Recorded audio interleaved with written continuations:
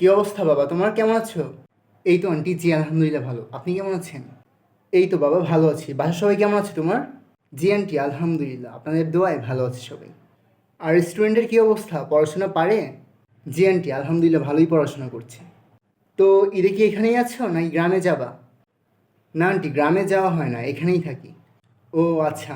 বাবা, তোমাকে তো ঈদ উপলক্ষে কিছু দিতে পারি নাই, যে এখানে সামান্য কিছু টাকা আছে, এটা রাখো।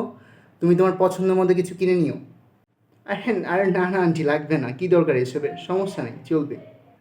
আরে রাখো রাখো, বোকা ছেলে। বড়রা কিছু দিলে নিতে হয়, না হলে তাদেরকে অসম্মান করা হয়। নাও।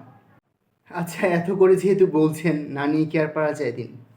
থ্যাংক ইউ আন্টি আপনাকে। আরে থ্যাংক ইউ দিচ্ছ কেন, তুমি তো আমার ছেলের মতোই। আসসালামু আলাইকুম আন্টি, ভালো আছেন? এই তো আছি বাবা, তোমার কি অবস্থা? আলহামদুলিল্লাহ ভালো। বাহ, আন্টি তো একদম টাইম মতো আসছে, মনে হয় বেতন আর বোনাস দিতে আসছে। এই নাও তোমার বেতনটা। ও বেতন? শুধু বেতনই দিবেন আন্টি, বোনাস দিবেন না? আমি তো ভাবছি আরও বোনাস নিয়ে আসতেছেন। আহা, মিস হয়ে গেল এবার।